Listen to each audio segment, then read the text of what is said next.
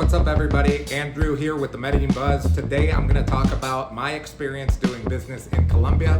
Before we do that, I'm going to walk over to my office because some people were asking if I use a green screen.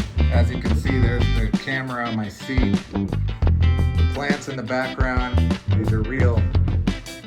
Obviously, they've got foliage.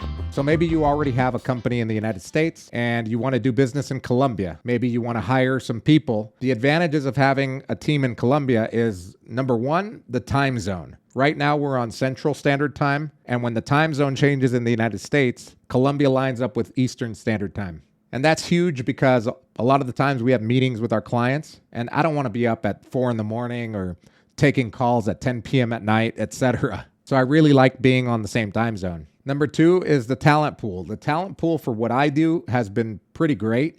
I've never had a real issue with hiring people that speak English. Never really had a big issue trying to find people that can do the tasks that we need to do for digital marketing, particularly for search engine optimization. And number three has been the improvements to the process of doing business in Colombia.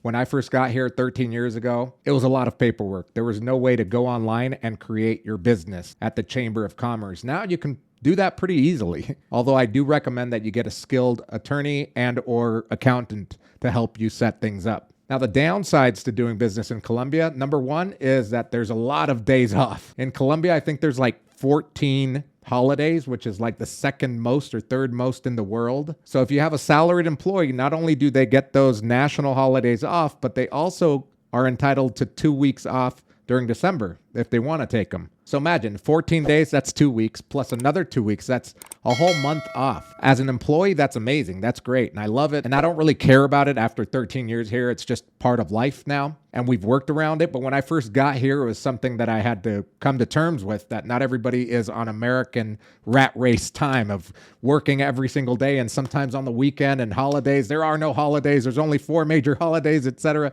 So if you're new, it does take some adjusting and planning. Another downside are taxes. Like I said, it's 35%. Personal income tax is also 35%. And on top of that, sales tax, if you are selling something here, is 19%. So you definitely need a skilled accountant and maybe a tax attorney to help you figure that out and take advantage of the tax code in order to get breaks. Another disadvantage could be the culture. Here in Medellin, at least, it's more laid back. It's not like in the United States, like I said, where everyone's gung-ho to advance in their career, to step on somebody else in order to get ahead, to go that extra mile to get noticed, to ascend in a company. Over the years, I've never really had an employee like that, and I kind of wish I have, because that employee could replace me in the company.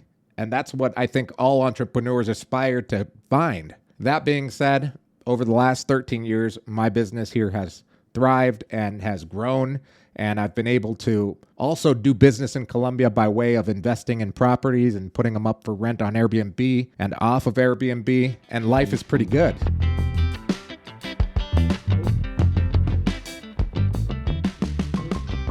So I have a digital marketing company that caters to clients in the United States. The digital marketing company here is what we would call in the United States an S corporation. It's kind of like an S corporation. So here that's called a SAS. The acronym is SAS. In Spanish, that stands for Sociedad por Acciones Simplificada, which translates to Simplified Stock Company. And this glorified S corporation, if you will, only needs one shareholder who can also act as the manager and legal representative, and it doesn't require a board of directors. You can also do business as a sole proprietor, but that's for more simple businesses. But if you're a sole proprietor, you can't use that to apply for the business visa or the company owner visa, I should say. And if you're going to have partners in the business, a sole proprietorship can get a little bit messier. And on top of that, the biggest downside to doing business as a sole proprietor is that you don't have limited liability. You have full liability. If anything goes wrong, you're responsible as the sole proprietor. So that's why choosing an entity is better. And the most popular, like I said before, is the SAS or the SAS. So that's one of the first things that you need to figure out is what kind of business entity you're going to form here. If you have a company in the United States and you maybe just want to hire people in Colombia and have them work for you as employees with full benefits,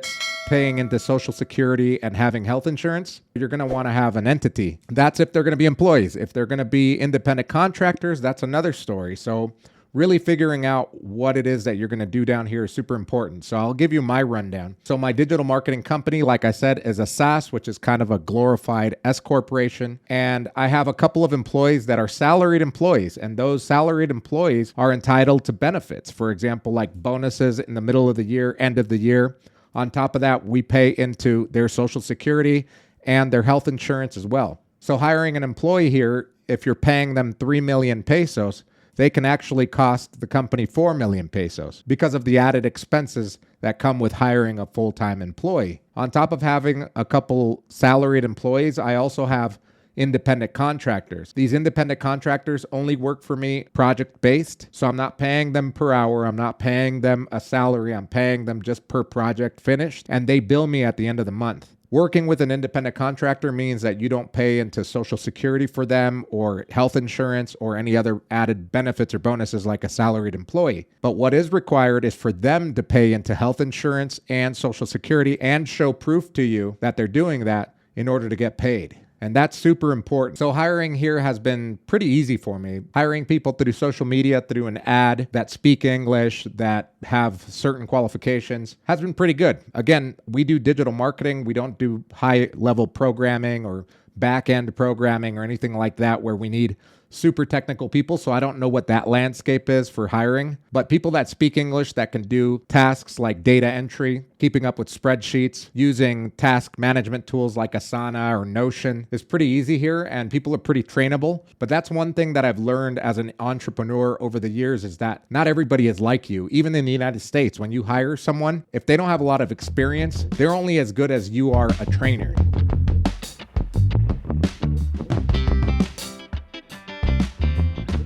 So my top recommendations are, number one is what kind of entity you're going to use. The most popular, like I said, is the SaaS, S-A-S, especially if you're a foreigner coming down and trying to get a company owner visa. Number two, figuring out what type of business you're doing out here. Are you just hiring people for your company in the United States? Do you really need an entity for that? If you're actually going to be selling in Colombia, figuring out what those taxes are. If it's a brick and mortar, making sure that you've got an attorney checking the zoning so that you don't invest a bunch of money in a building and remodeling and putting up a shop and then realizing that you're not allowed to do that in that area. Even though everybody that works for me does speak English, we speak Spanish all the time just to limit the errors and having that miscommunication, just to make sure that we have everything clear because it's super important. So if you're coming down to Colombia to live part-time or full-time and you want to establish a business, maybe hire some people, make sure to click the link in the description below called the Medellin Masterclass, or feel free to book a consultation with me and I'll walk you through it.